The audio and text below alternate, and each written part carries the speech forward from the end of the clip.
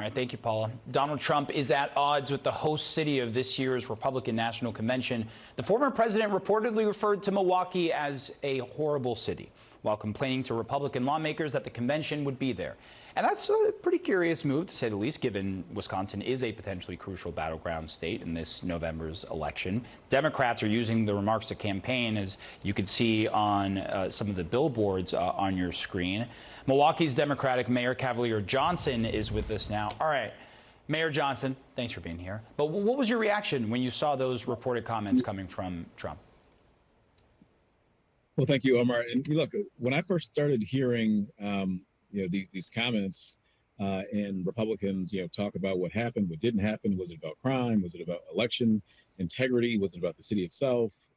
He didn't say it. I keep hearing all these things. It's like they were twisting themselves into pretzels. Remind me of the Milwaukee Pretzel Company here. The fact of the matter, though, is that the RNC, the Republican National Committee, which, by the way, has been great to work with, they've been to Milwaukee a number of times. They thought the city was marvelous. It was a splendid city, a wonderful place. So much so that they decided to host the 2024 Republican National Convention here. So to call the host city in a pivotal state, and you've got to win Wisconsin, win the White House, horrible. I thought that was not a smart political move.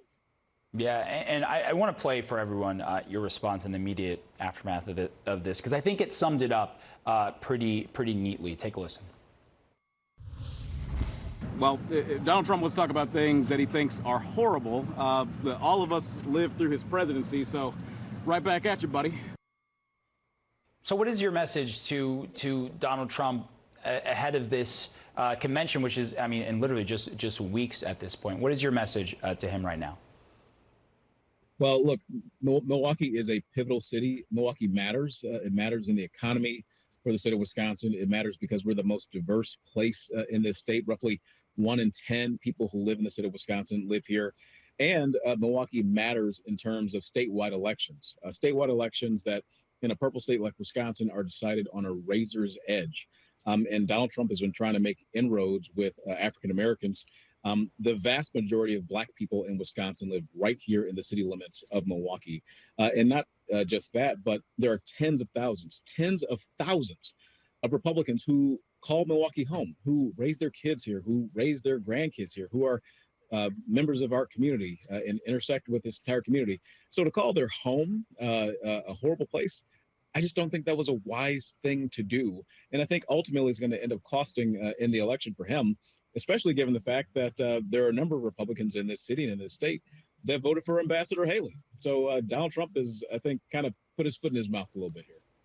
And look, we've heard some rhetoric from not just Donald Trump, but some of his some of his allies, Steve Bannon in particular, claiming that every person they went against is going to be investigated, prosecuted, and incarcerated. And just as someone who leads a major city in this country, in Milwaukee, what is your reaction to the tone of that coming out of the camp of who is at this point the leading candidate of the Republican Party?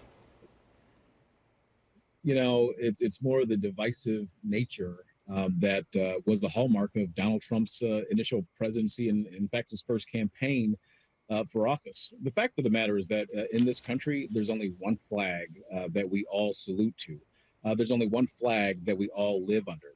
And the more that we understand that, the more that we realize that, the more that we come together, because really there's more that brings us together, that unites us than doesn't. Then our cities, our states, and in fact, our entire country will be a better place.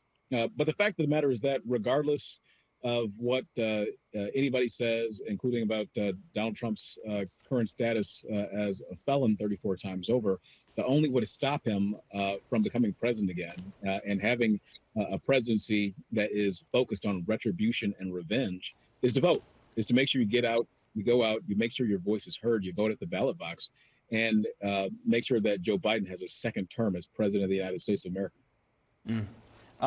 Milwaukee Mayor Cavalier Johnson, been in Milwaukee many times. I've always had a good time, but that's just me. Thanks so much for being here. Appreciate it. All right, still ahead.